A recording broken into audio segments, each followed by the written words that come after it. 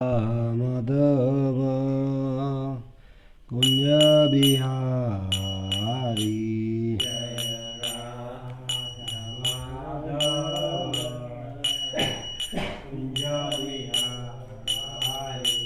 जय राधा माधव कुंज बिहारी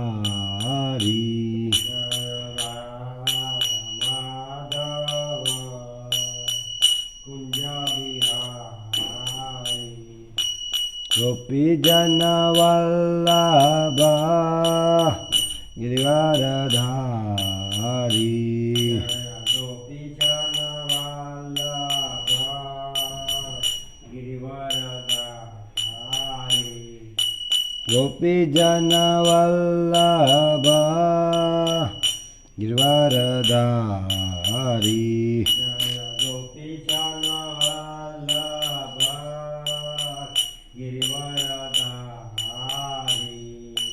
यशोदानंदन व्रजजनरंजन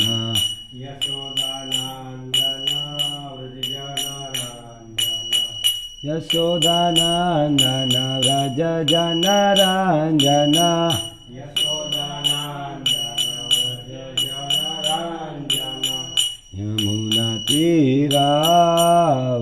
यमुनातीरावनचारी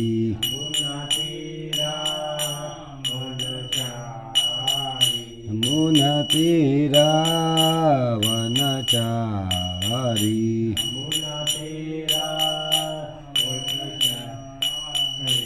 जय राधा माधव कुंज बिहारी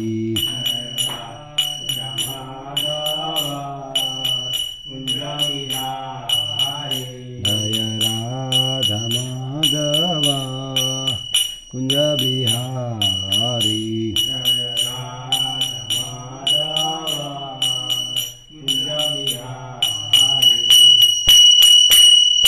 जय ओम विष्णुपाद परमहंस परिवाचार्य अष्टोत्तर श्रीमद् अभय चरणारिंद भक्ति वेदांत स्वामी श्री प्रभुपाद की ग्रंथराज श्रीमद् भगवद गीता तेना मूल रूपेणी ताई गौर श्री प्रेमानंदे।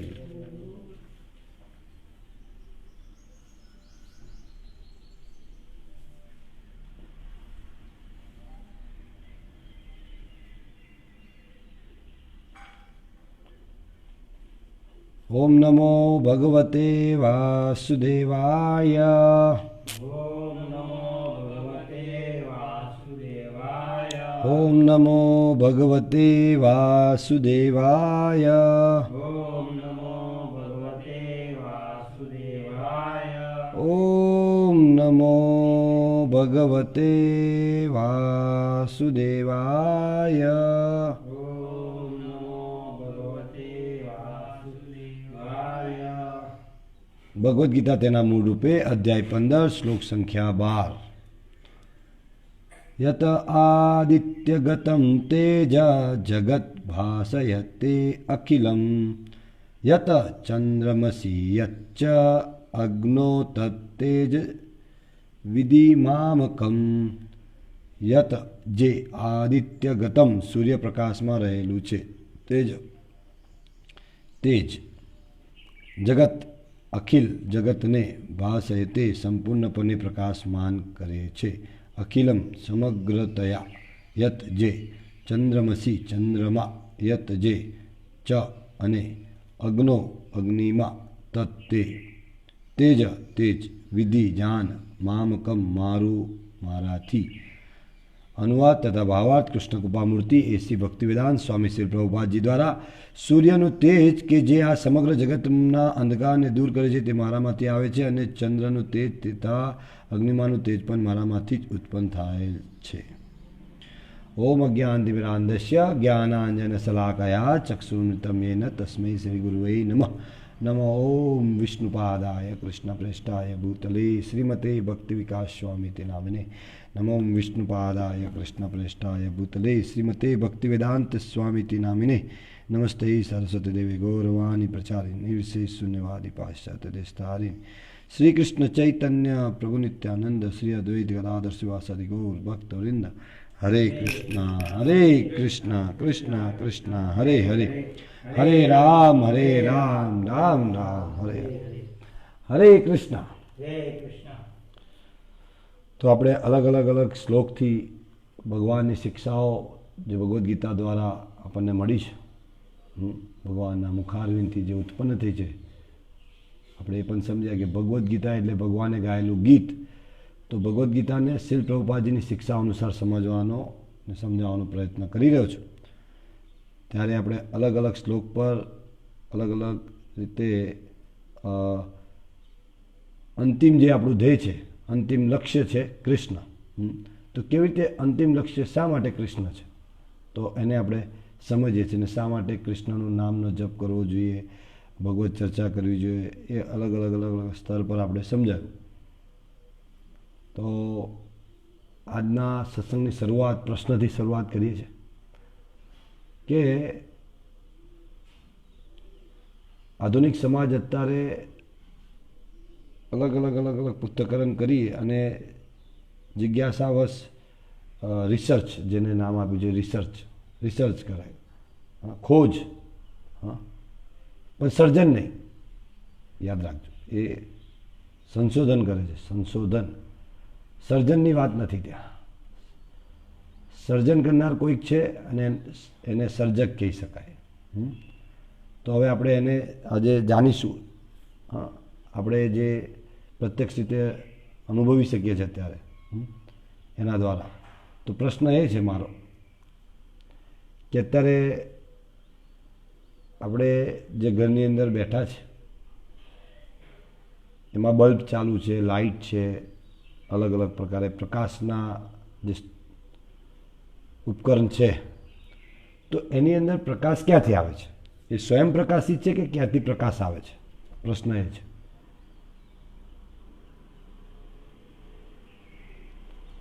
આ લાઇટ સ્વયં પ્રકાશિત છે કે એની અંદર પ્રકાશ ક્યાંથી આવે છે? વીજળી આવે તો ચાલે છે, વીજળી બહારથી આવે પછી ચાલે છે. વીજળી બહારથી આવે, કોઈ સ્ત્રોત છે એનો, એ પાકું છે.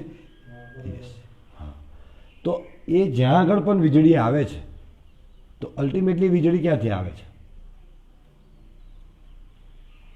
વીજળી કારખાને ઉત્પન્ન કરવામાં આવે. હા, પણ કારખાનાની અંદર ઉત્પન્ન કરવામાં એટલે એ પોતે સર્જન કરે છે? ના, એ તો બધા સર્જન ના કરે ને, એ કોલસા ને બીજી વસ્તુઓથી મિશ્રણ કરીને બનાવે. એ આવે છે અલ્ટિમેટલી દરેકનો સ્ત્રોત છે સૂર્ય. જે બી પ્રકાશ, જે વીજળી છે, હા, એનું સંશોધન કરતાં અંતિમ તમે પહોંચો સૂર્ય સુધી. તો અત્યારે સીમિત બુદ્ધિના વ્યક્તિઓ એવું સમજે છે કે ભાઈ બધું જ સંશોધન કરતાં છેલ્લે અંતિમ એવા નિર્ણય પર આવ્યા કે ભાઈ એનો સ્ત્રોત સૂર્ય છે, અને વાસ્તવિકતા છે. પણ સૂર્યની અંદર પ્રકાશ ક્યાંથી આવે છે એવું ક્યારે આપણે જાણ્યું છે? સૂર્યમાંથી બધો પ્રકાશ આવે છે એ વસ્તુ નિશ્ચિત છે, એ સંશોધન થયું અને જાણ્યું અને સ્વીકાર્યું. પણ સૂર્યમાં પ્રકાશ ક્યાંથી આવે એ બી તો એક પ્રશ્ન છે ને. કારણ કે સૂર્ય પ્રકાશિત છે પણ એ સ્વયં પ્રકાશિત નથી. સૂર્યમાં પણ ક્યાંથી તો પ્રકાશ આવે છે, બીજા પર આધારિત છે.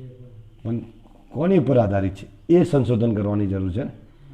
તો એની માટે આપણે ઘણા બધા વર્ષો સુધી આ થોથાઓ બનવાની જરૂર નથી.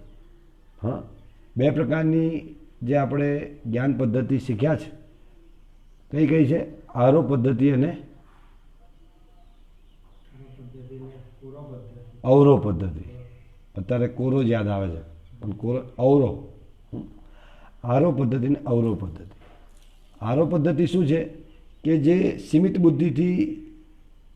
બુદ્ધિના વ્યક્તિઓ છે એના દ્વારા સંશોધન કરીને જે નિર્ણય આપવામાં આવે છે તે સંશોધન કરીને. અને અવરોહ પદ્ધતિ જે સર્જક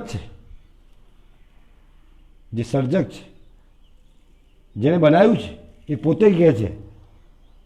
એ કોણ છે? ભગવાન કૃષ્ણ. એ પોતે એવું કહે છે, આજનો શ્લોક એના ઉપર છે, હા, કે ભાઈ સૂર્ય, ચંદ્ર, અગ્નિ, દરેકની અંદર જે તેજ છે, જે પ્રકાશ છે, એ મારાથી આવે છે.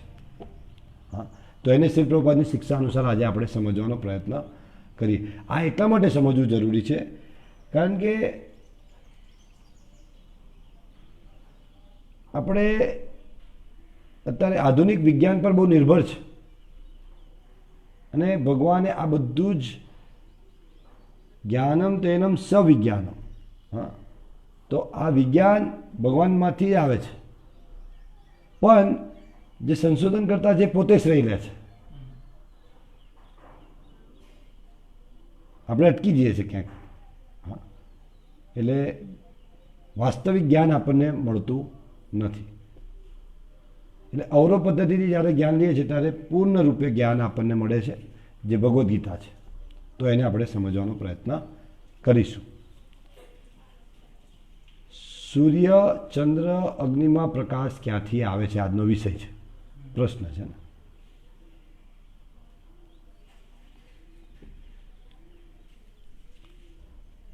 સૂર્યનું તેજ કે જે આ સમગ્ર જગતના અંધકારને દૂર કરે છે તે મારામાંથી આવે છે, અને ચંદ્રનું તેજ તથા અગ્નિનું તેજ પણ મારામાંથી જ ઉત્પન્ન થાય છે. સ્વયં ભગવાન કૃષ્ણ ભગવદ્ ગીતામાં આ વસ્તુ કહે છે. ભાવાર્થ: અજ્ઞાની મનુષ્ય સમજી શકતો નથી કે આ બધું કેવી રીતે થઈ રહ્યું છે. જેવી રીતે અજ્ઞાની મનુષ્ય કોને કહી શકીએ કે ભાઈ આપણે અજ્ઞાની જ. હા, ઘણી વખતે ત્રુટિયુક્ત મનુષ્ય, આપણે ત્રુટિયુક્ત છે, 4 પ્રકારની ત્રુટિ છે ને, તો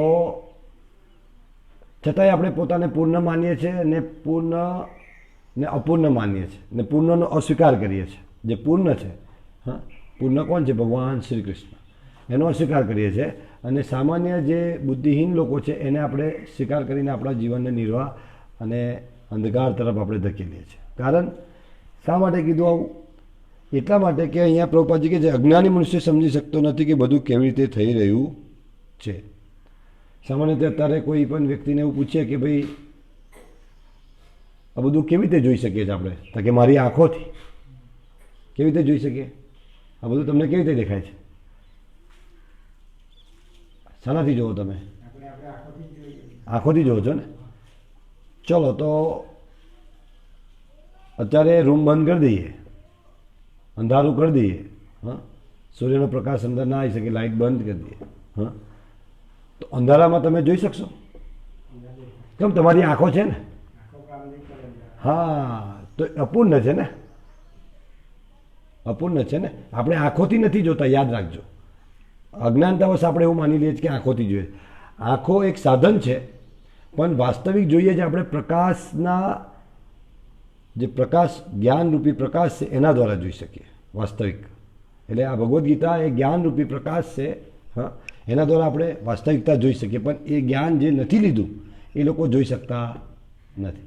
એટલે આ જે સૂર્યનો પ્રકાશ છે એ આંખ ઉપર પડે છે અને જે તે વસ્તુ ઉપર પડે છે, અને ત્યારે એ આપણે જોઈ શકીએ છે. અને સૂર્યના પ્રકાશનું જ એક સ્વરૂપ છે આ લાઇટ.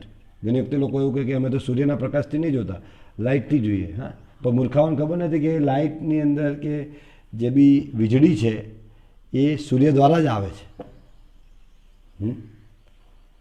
તો આ આંખો આપણે અપૂર્ણ છે, આપણી ઇન્દ્રિયો 4 પ્રકારની ત્રુટિ છે. તો એ જે આંખો છે એ સૂર્યના પ્રકાશ દ્વારા જ એના આધારે જોઈ શકે. એવી રીતે આપણે પણ જો વાસ્તવિક સમજવું હશે આપણી સ્થિતિને, આપણે કોણ છે, ક્યાંથી આવ્યા છે, શરીર છોડીને ક્યાં જઈશું, આ બધી મહામારી શા માટે છે અને એમાંથી બચવાનો ઉપાય શું છે, વાસ્તવિક બીમારી શું છે, તો એ આપણે ભગવદ્ ગીતા દ્વારા જાણી શકીએ. કેમ કે પૂર્ણ દ્વારા એ જ્ઞાન આવે છે. જેવી રીતે સૂર્ય દ્વારા આપણે બધું જોઈ શકીએ છીએ, એવી રીતે ભગવદ્ ગીતાના જ્ઞાનના પ્રકાશ દ્વારા જ વાસ્તવિકતાને આપણે જાણી શકીશું. એટલે પ્રભુપાદજીએ કીધું અજ્ઞાની મનુષ્ય સમજી શકતો નથી કે આ બધું કેવી રીતે થઈ રહ્યું છે, પરંતુ ભગવાન અહીં જે સમજૂતી આપે છે તે જાણીને મનુષ્યમાં મનુષ્ય જ્ઞાનમાં સ્થિત થવાની શરૂઆત કરી શકે છે. તો પ્રભુપાદજી કહે કે ભગવાન અહીં જે સમજૂતી આપે છે તે જાણીને મનુષ્ય જ્ઞાનમાં સ્થિત થવાની શરૂઆત કરી શકે છે. તો વાસ્તવિક જ્ઞાની બનવું હોય તો શું કરવું પડે? ભગવદ્ ગીતાનું અધ્યયન કરવું પડે યોગ્ય વૈષ્ણવ ગુરુના માર્ગદર્શનમાં. યોગ્ય માર્ગદર્શકના માર્ગદર્શનમાં. દરેક વ્યક્તિને સૂર્ય, ચંદ્ર, અગ્નિ તથા વીજળી દેખાય છે. મનુષ્ય આ સમજવાનો પ્રયત્ન કરવો જોઈએ કે સૂર્ય, ચંદ્ર તથા અગ્નિ કે વીજળીમાંનું તેજ પૂર્ણ પુરુષોત્તમ પરમેશ્વરમાંથી આવી રહ્યું છે. આ સમજવાનો પ્રયત્ન કરવો જોઈએ. આ વાસ્તવિકતા, આ વાસ્તવિક જ્ઞાન છે. એ જો આપણે સમજી જઈએ તો અલ્ટિમેટલી આપણે વાસ્તવિક ભગવાનને જાણી શકીશું, સમજી શકીશું અને એને ભજી શકીશું. એમાં શ્રદ્ધા બેસશે આપણી. હા, શ્રદ્ધા ઉત્પન્ન થાય છે આ જાણવાથી. હા, એટલે શાસ્ત્રીય શ્રદ્ધા હોવી જોઈએ. શાસ્ત્રના અધ્યયન દ્વારા, શ્રવણ દ્વારા. શ્રવણનું મહત્વ આપણે સમજ્યા છે, કાનનું.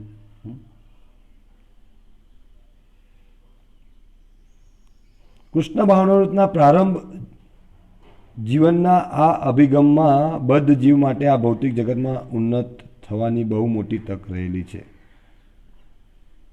કૃષ્ણ ભાવનામૃતના પ્રારંભ જીવનના આવા અભિગમમાં બદ્ધ જીવ માટે આવી જે જિજ્ઞાસાઓ છે કૃષ્ણ ભાવનામૃતની અંદર, આવી વાસ્તવિક તત્વ જિજ્ઞાસા થવી જોઈએ કે ભાઈ આ સ્વિચ બંધ કરી દઈએ છીએ તો બંધ થઈ જાય, ચાલુ કરીએ ચાલુ થઈ જાય, પણ એની અંદર જે વીજળી છે, જે બુદ્ધિશાળી બાળક હશે તે તપાસ કરશે કે ભાઈ આ આવે છે ક્યાંથી.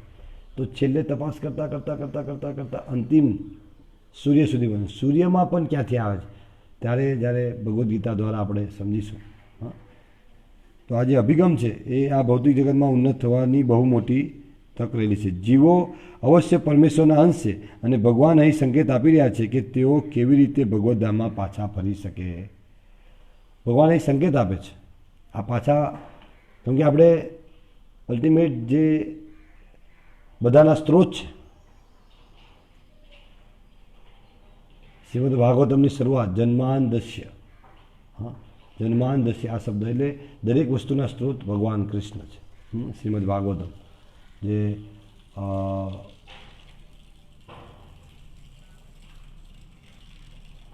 બ્રહ્મસૂત્ર, બ્રહ્મસૂત્રની વ્યાખ્યા છે શ્રીમદ ભાગવતમ. તો વેદવ્યાસજીએ શ્રીમદ ભાગવતમનું વર્ણન કર્યું છે. શુદ્ધ ભક્તિની જે પરાકાષ્ઠા છે એ શ્રીમદ ભાગવતમ છે, ગલિતમ ફલમ. તો ભગવાન અહીં સંકેત આપી રહ્યા છે કે તેઓ કેવી રીતે શ્રીમદ ભાગવતમમાં પાછા ફરી શકે છે. શ્રી પ્રભુપાદ સમજાવે છે આ શ્લોકના અંતર્ગત ભગવાન શા માટે આ કહી રહ્યા છે, આનો કહેવાનો ઉદ્દેશ શું છે. આ શ્લોકમાંથી આપણે જાણી શકીએ છીએ કે સૂર્ય સમસ્ત સૌરમંડળને પ્રકાશમાન કરી રહ્યો છે. આ વિભિન્ન બ્રહ્માંડો તથા સૌરમંડળો હોય છે તથા વિભિન્ન સૂર્યો, ચંદ્રો તથા ગ્રહો હોય છે, પરંતુ દરેક બ્રહ્માંડમાં માત્ર એક જ સૂર્ય હોય છે. આખું જે બ્રહ્માંડ છે 14 લોક દ્વારા એક બ્રહ્માંડ બને છે. એ ગોલોક ચાર્ટમાં તમે જોઈ શકો છો. તો એમાં એક જ સૂર્ય હોય છે. ઘણા મૂર્ખાઓ અત્યારે વૈજ્ઞાનિકો કહે કે અનેક સૂર્યો છે, બીજો સૂર્ય હોતી નથી. શાસ્ત્ર દ્વારા માહિતી મળે છે, શ્રી પ્રભુપાદજી બતાવે છે, અને આ પૂર્ણ માહિતી છે, અવરો પદ્ધતિ જ્ઞાન આવે છે. તો એક જ સૂર્ય હોય છે બ્રહ્માંડમાં.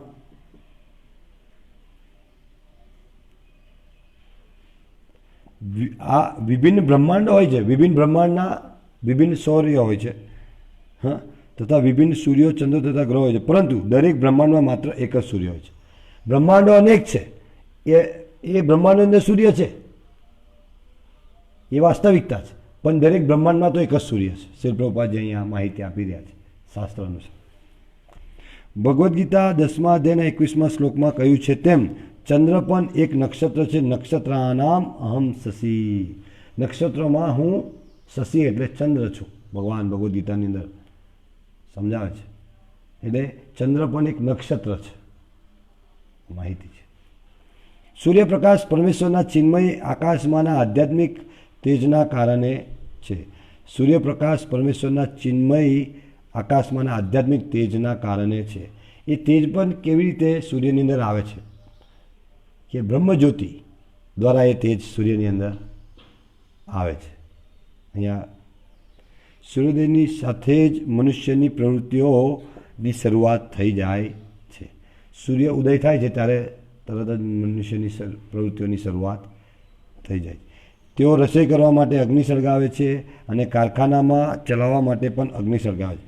અગ્નિની મદદ વડે કેટલી વસ્તુઓ કરવામાં આવે છે. તેથી સૂર્યપ્રકાશ, અગ્નિ તથા ચંદ્રપ્રકાશ જીવોને બહુ પ્રિય લાગે છે.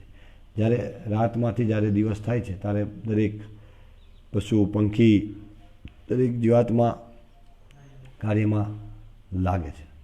પણ અત્યારે તો મનુષ્ય એટલો બધો હિન્નતમ થઈ ગયો કે જે સુવાનો સમય છે ત્યારે બી કાર્ય કરે છે.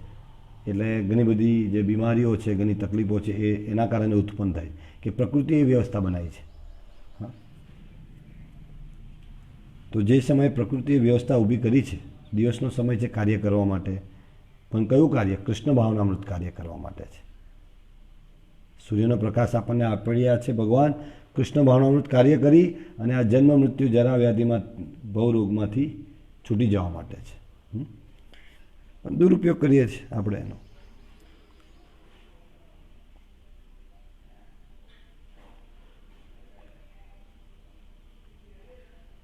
માટે જો મનુષ્ય સમજી લે કે સૂર્ય, ચંદ્ર તથા અગ્નિનો પ્રકાશ તથા તે જ પૂર્ણ પુરુષોત્તમ પરમેશ્વર કૃષ્ણમાંથી નીકળે છે તો તેને કૃષ્ણ ભાવનાનો આરંભ થાય. આ આરંભનું જ્ઞાન છે. જે લોકો પ્રત્યક્ષ રીતે અત્યારે જ્યારે આપણે બદ્ધ અવસ્થામાં છે તો પ્રત્યક્ષ રીતે ભગવાનને જોઈ નથી શકતા. ભગવાન આપણી સમક્ષ, આપણે અશુદ્ધ અવસ્થામાં છે, બદ્ધ અવસ્થામાં છે. તો આના દ્વારા આપણે સમજી શકીએ છીએ. ઘણી વખતે લોકો કહે છે, મારા એક મિત્રને મળેલો તો કે ભાઈ હું તો સૂર્યને જ માનું. કમ? તો કે પ્રત્યક્ષ દેખાય છે એટલે હું માનું. ભગવાન ક્યાં કોને જોયા એમ? તો એ મૂર્ખને સમજવું પડશે ભગવદ્ ગીતા દ્વારા કે એ સૂર્ય જે દેખાય છે એનો જે પ્રકાશ છે એ ભગવાનના તેજપુંજમાંથી આવે છે, બ્રહ્મજ્યોતિમાંથી. અને એના મૂળ કારણ ભગવાન કૃષ્ણ છે. અને નથી જોઈ શકતા એ આપણી બદ્ધ અવસ્થા છે, અશુદ્ધ અવસ્થાને લીધે. તો પ્રભુપાદજીએ બહુ સુંદર આ સમજાયું કે ભાઈ તો તેની કૃષ્ણ માનવાનો આરંભ થાય છે જ્યારે આ સમજે છે વ્યક્તિ. ચંદ્રપ્રકાશ વડે બધી જ વનસ્પતિઓનું પોષણ થાય. આ જે વનસ્પતિઓ છે એનું પોષણ કેવી રીતે થાય છે? એનું પોષણ ચંદ્રપ્રકાશ દ્વારા થાય છે. એની અંદર જે સ્વાદ, એ રસ છે, રસ. દરેક વનસ્પતિઓની અંદર અલગ અલગ પ્રકારનો રસ, ટેસ્ટ એ ચંદ્ર દ્વારા પ્રદાન કરવામાં આવે છે. આ વિજ્ઞાન છે. આ શાસ્ત્ર દ્વારા આ વસ્તુ આપણે સમજી શકીએ છીએ. આજે આધુનિક સમાજની અંદર ભગવદ્ ગીતાનું જ્ઞાન ન હોવાને કારણે સમાજ ભયભીત છે. તો વાસ્તવિક જો સમાજને જ્ઞાન પ્રદાન કરવામાં આવે, પ્રતિદિન આ વસ્તુને હું કહી રહ્યો છું, જો તમે વાસ્તવિક કોઈનું કલ્યાણ કરવા ઈચ્છો છો તો ભગવદ્ ગીતા આપો, રામાયણ આપો, શ્રીમદ ભાગવતમ આપો. પ્રભુપાદજીની અનેક પુસ્તકો છે. તો એને આપવાથી, એ વાંચવાથી વાસ્તવિક શા માટે આ બદ્ધ અવસ્થામાં છે એ સમજી શકશે. અને એનાથી બહાર નીકળવાનો રસ્તો શું છે એ એની ચાવી છે ભગવદ્ ગીતા.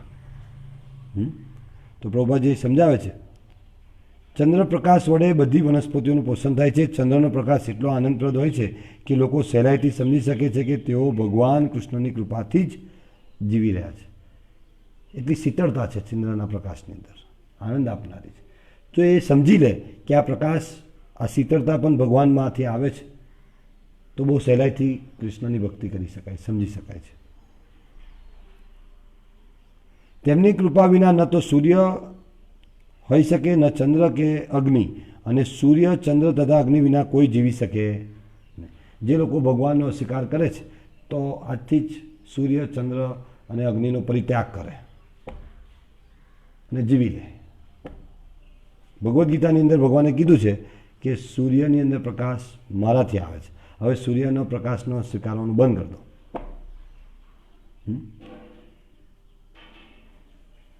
બદ્ધ જીવમાં કૃષ્ણ ભાવનાનું જાગૃત કરવા માટે આ થોડાક વિચારો છે.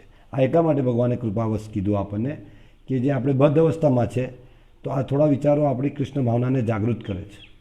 એટલે આજે આ શ્લોક લેવા પાછળનો ઉદ્દેશ એ જ છે કે સમાજ જ્યારે આજે ભયભીત છે તો સમાજને આપવાની જરૂર છે આજે ભગવદ્ ગીતા.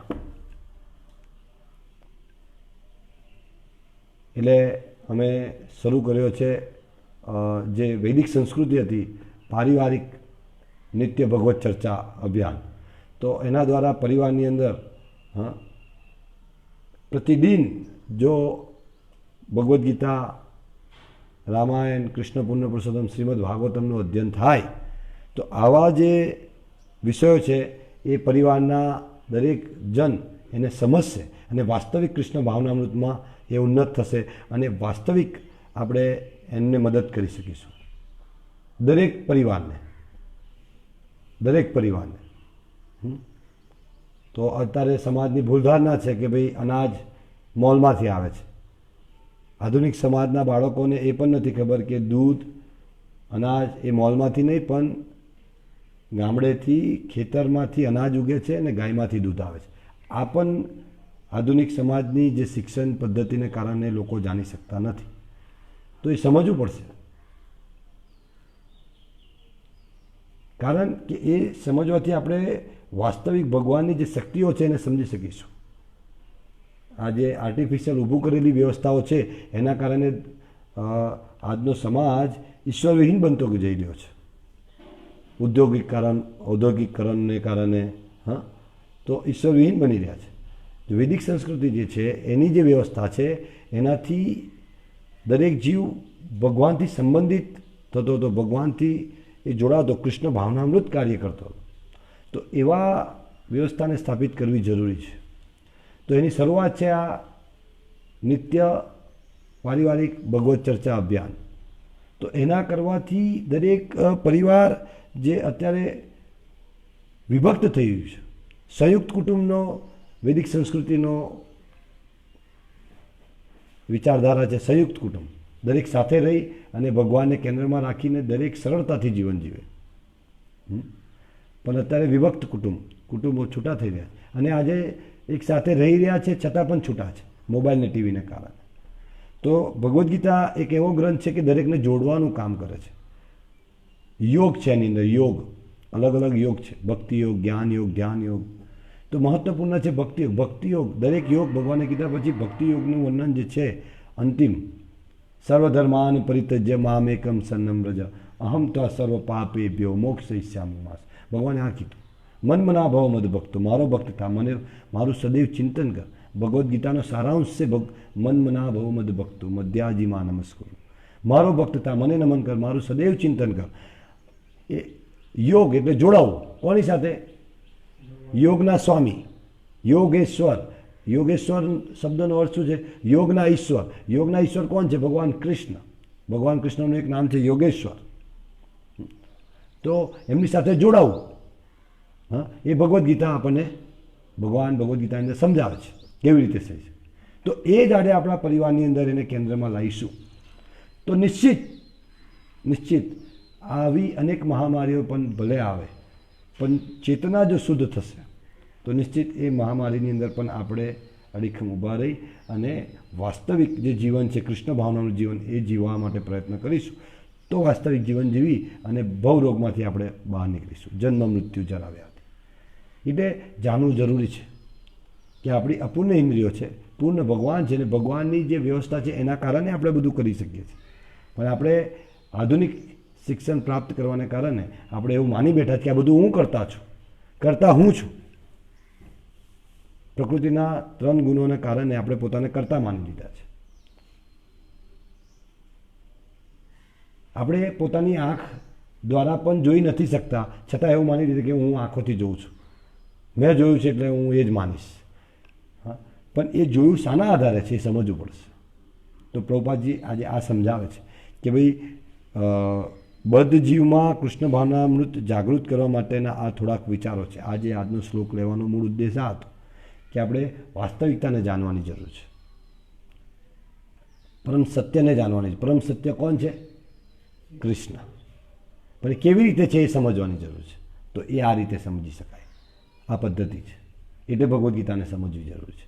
તો પરિવાર સાથે બેસી પ્રતિદિન અધ્યયન કરો એવી આપ સર્વે શ્રોતાજનને વિનંતી છે.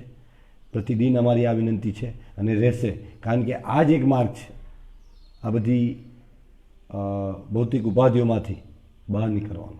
અન્યથા કોઈ માર્ગ નથી. હરિના નામ સિવાય, હરિ વિશેના જ્ઞાન સિવાય કોઈ માર્ગ નથી. અત્યારે આટલી બધો વિકાસ થઈ ગયો કહેવાતો, પણ છતાં શા માટે બધા ચિંતિત છે, શા માટે દુઃખી છે, શા માટે આટલા લોકો મૃત્યુ પામી રહ્યા છે એક સાથે? કોઈને મરવું નથી, મરવું પડે છે પ્રકૃતિના નિયમ દ્વારા. તો એ વારંવાર મરવું ના પડે ને વારંવાર જન્મવું ના પડે. જન્મ થયો છે તો મૃત્યુ નિશ્ચિત છે ભગવદ્ ગીતાના સિદ્ધાંત અનુસાર. પણ ભગવદ્ ગીતા જન્મ જ ના લેવો પડે એવું વિજ્ઞાન શીખવાડે છે. તો એ વિજ્ઞાનને સમજવાની જરૂર છે. હરે કૃષ્ણ. તમારો કોઈ પ્રશ્ન હોય તો કોમેન્ટમાં લખી શકો છો. કોઈ ટીકા, કોઈ વિરોધ, કોઈ ટિપ્પણી, જે કંઈક બી તમે કોમેન્ટમાં લખી શકો છો. જો વિડીયો તમને ગમ્યો છે, તમે સમજી શક્યા છો ભગવાનની વાણીને અમે જે પ્રયત્ન કર્યો છે શ્રી પ્રભુપાદની શિક્ષા અનુસાર સમજાવવાનો, તો તમે આ વિડીયોને લાઇક કરી શેર જરૂરથી કરજો, જેથી કરી અન્ય જીવો સુધી પણ અમે જે પ્રયત્ન કરી રહ્યા છે તો એમાં તમે મદદરૂપ થાઓ. દરેક જીવોને જરૂર છે ભગવદ્ ગીતાના જ્ઞાનની. એ શોધી રહ્યા છે પણ એમની શોધ ખોટી દિશામાં છે. તો સાચી દિશા અમે આપવાનો પ્રયત્ન કરી રહ્યા છે પૂર્ણ જ્ઞાન દ્વારા. અમે અપૂર્ણ છે પણ ભગવાન પૂર્ણ છે, તો ભગવાન દ્વારા આવતું આ જ્ઞાન એ પૂર્ણ છે, તો એ આપવાનો પ્રયત્ન કરી રહ્યા છે. તો કૃપા કરી શેર કરજો. અને અમારા વોટ્સએપ નંબર પર પણ તમે પ્રશ્ન પૂછી શકો છો. નંબર છે 9426779655. આ નંબર પર તમે પ્રશ્ન પૂછી શકો છો. અને ભગવદ્ ગીતા જો નથી તો તમે ત્યાં ઓર્ડર પણ કરી શકો છો. જલ્દીથી તમને ભગવદ્ ગીતા અન્ય પ્રભુપાદના પુસ્તકો પહોંચાડવા અમે પ્રયત્નશીલ છે. શ્રી શ્રી રાધા માધવ ભગવાન કી જય. ગ્રંથરાજ શ્રીમદ ભગવદ્ ગીતા તેના મૂળ રૂપેની શ્રી પ્રભુપાદની. જય ગૌર શ્રી પ્રેમાનંદે.